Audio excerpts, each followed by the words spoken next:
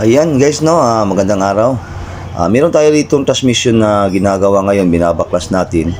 Ang naging issue ng transmission na to guys ay no forward at no reverse siya, no. Pero manual ito, hindi ito automatic. Ngayon, ayan, binabaklas na natin lahat, no.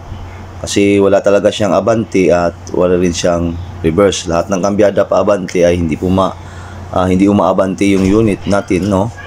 At pag kinabay naman natin sa reverse ay hindi rin naman nagre-reverse. Ngayon, ang nakita natin problema pagkabaklas natin dito guys, kasi ang transmission nito ay dual type, ano, merong 4-wheel drive.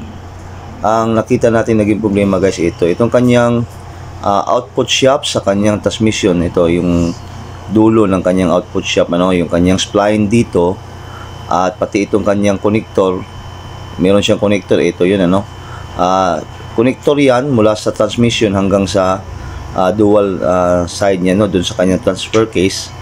Yung mga spline po niyan guys ay nag-loose na, no. Ibig sabihin yung spline niya ay lumiit na, at pati yung kanyang spline ng kanyang connector ay napudpud na rin, kaya naglo-loose tuloy yung kanyang mga shafting guys, ano. Ito yung naging problema, kaya pag kinambya natin ay lalo na pag nandun na sa kanyang unit, ano, ay naglo-loose na lang ito. Umiikot na lang yung makina at saka yung output shaft ng kanyang transmission, pero hindi na niya naiikot yung ating transfer case na yan. So ito yung naging problema nito guys. Kung papansinin ninyo, ayan, papakita natin, ano, dito kung bibiglain mo ng pag-ikot ay hindi na sumasama yung shafting, no. Ayan, makita natin sandali kasi yan, ito naiikot natin dito, pero yung shafting nito, yung pinaka main shaft nito ay hindi naman umiikot na. Ayan, hindi na umiikot yung main shaft, no. Pero dito naiikot natin yung kanyang connector. So lost na yung spline to guys, kaya babaklasin natin lahat to, pati itong kanyang main shaft dito sa transmission side at maging dito sa input shaft sa kanyang transfer case ay babaklasin na natin lahat para makuha natin yung mga shafting na kailangan natin, ano. At magde-decide tayo kung bibili tayo ng surplus o ipa-machine shop natin. Ayan, ito na siya guys, no. Nabaklas na natin lahat. Ito na yung kanyang main shaft dun sa transmission side, ano. Dito yung kanyang output shaft, ito yan, yung output. Kung mapapansin niyo, ayan, talagang manipis na yung kanyang spline guys sa dulong bahagi, ano, dun sa kanyang tip ng output shaft. Yan ang naging problema dyan guys, no. Tapos pati pa itong kanyang connector ay ano na rin, nag-loose na rin yung spline. Kaya ang nagiging decision natin dito, kasi ang gusto ng may-ari ay ipa-machine shop lang ito, so susunod tayo sa decision ng may-ari, no.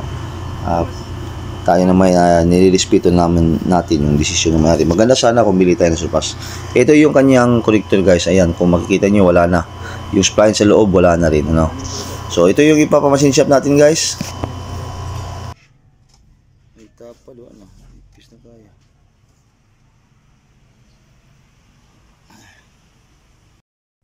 Ayan, ito na yun guys, yung pagkatapos na nating maipamachine shop, ano. At ito na yung kanyang connector. Ayan, kung makikita niyo, napakaganda na ng kanyang spline. Nagfabricate na yung machine shop ng bagong connector guys, no. At ito yung kanyang main shop. Ayan, yung wala lang halos spline dito. Ayan, kung makikita niyo, ay buo na yung kanyang mga spline, ano. At okay na yung kanyang spline dito guys. So ito na siya guys, ano, makapit na siya. Mahirap na nga ipasok kasi pit na pit yung pagkagagawa ng machine shop guys. So buuhin na natin itong kanyang transmission guys, ano. Balik na natin na ng assemble at tingnan natin, subukan natin kung okay na. Ayan, ito guys, ano, nandito na tayo ngayon sa shop, at yung ating kasama nga pala ay meron na namang binabaklas dito na transmission. At ito yung ating ginagawa. Ayan, yung nasa mesa, ayan, buo na siya guys, no.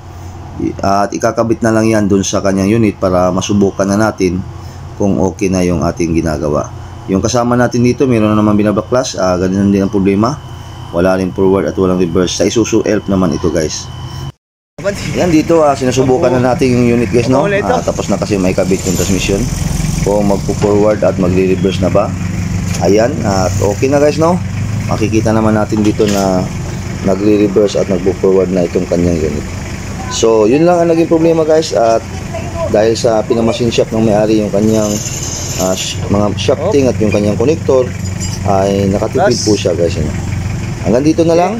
Salamat sa inyong panonood and God bless po sa inyo.